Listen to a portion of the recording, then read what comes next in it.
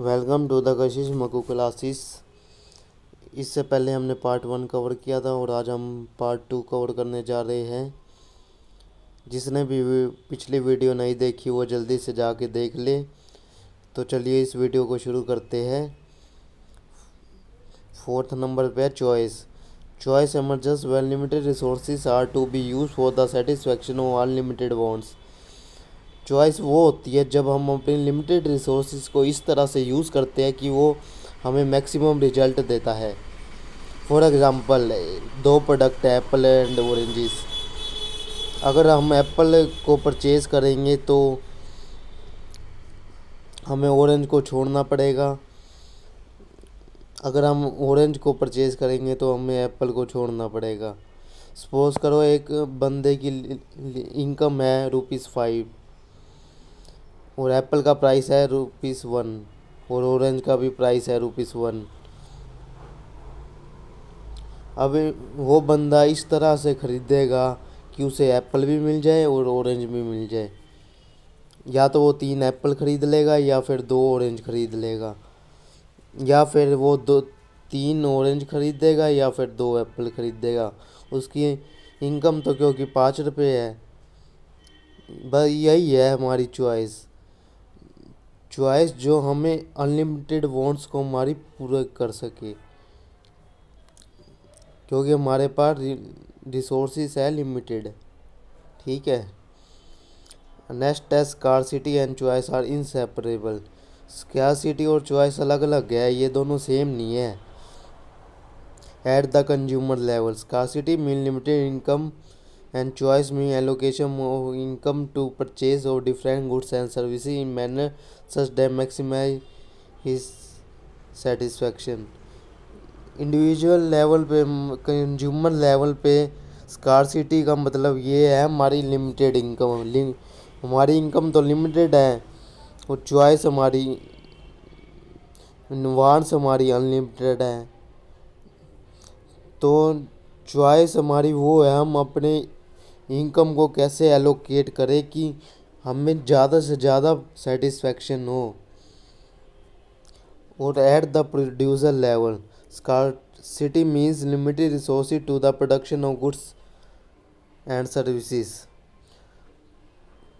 Producer के उस पे स्कार्सिटी का मतलब है कि प्रोड्यूसर कैसे प्रोडक्ट को बनाए कि उसके जो रिसोर्सेज है वो कम से कम यूज़ हो और ज़्यादा से ज़्यादा उसको प्रॉफिट हो। Choice mean allocation of resources in a manner such that he maximize his profit. Choice वो है कि उसको ज़्यादा से ज़्यादा प्रॉफिट हो। At the national level, scarcity means limited income and choice mean allocation of income in a manner such social welfare in maximize. ऐसे ही नेशनल लेवल पे भी है।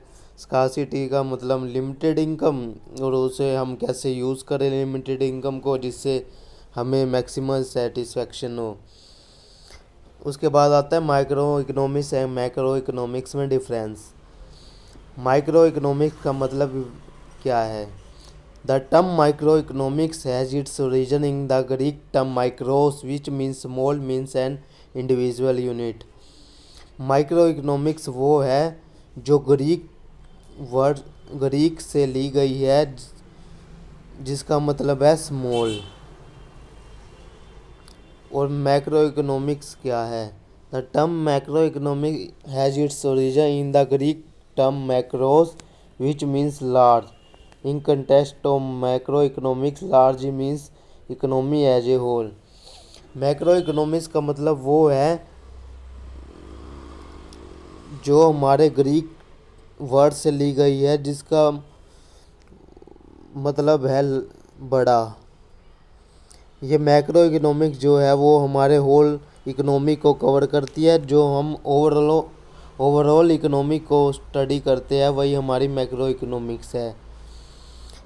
Microeconomics, it is basically concerned with the determination of output and price for an individual firm or industry।